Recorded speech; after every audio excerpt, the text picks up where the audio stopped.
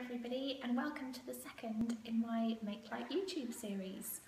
I thought it would be lovely today to show you one of my favourite areas of my Makelight Studio, my old rustic wooden table, which I absolutely love styling things on.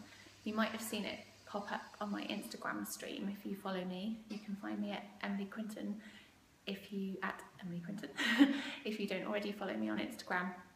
I really love this table because it has a lovely texture to it. Old tables are brilliant to photograph things on, so I was so excited when I found this and gave it a home in the Makelight Studio. About 3 years ago I started challenging myself to take a photo a day because I really wanted to get better at using my iPhone to take pictures for Instagram, and I also took a picture on my SLR camera every day as well as part of the project. I've been using an SLR camera for a very long time, so I didn't really need quite so much practice on that, but I did find the iPhone a challenge to use at first, which might sound strange, but having looked through a viewfinder for over 30 years, it was a bit of a challenge to use a little thing that you look through like this, and I didn't have a viewfinder. So I started a daily challenge to work out how to use it better. So I needed to take a picture every day. And one of the things that I found really tricky was, what can I take a picture of? You know, there's only so many times you can photograph your favourite tree or your children or a favourite thing in your house, favourite room in your house. It kind of gets a bit boring. So I started gathering props in my house. So I would take a little basket or a tray and I would fill it with things that I would find.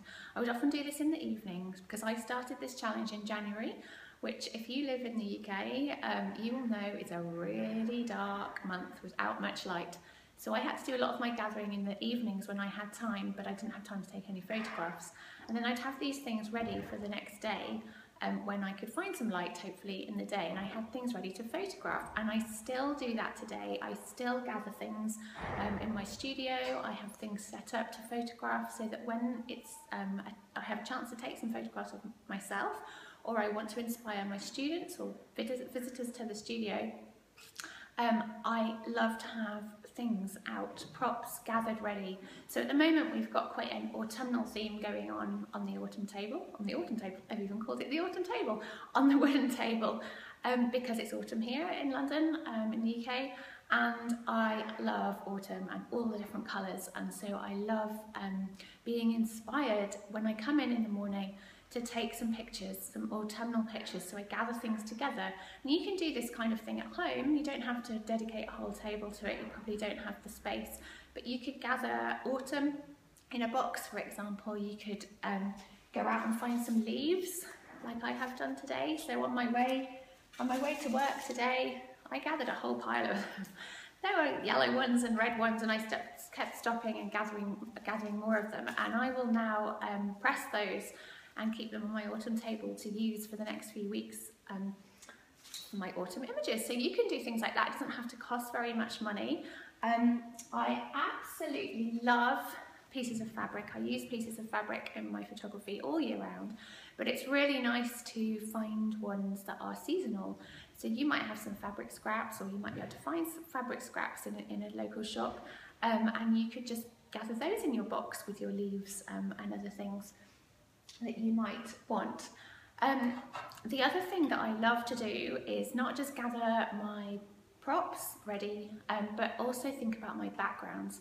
So I use different backgrounds throughout the year. Some of them I use all year round, but other ones come out when I feel they really fit the season. So my wooden table, I do use it all year round, but it is especially lovely in the autumn and winter because it's got a really deep, rich texture to it, which is a beautiful background for autumnal feeling images.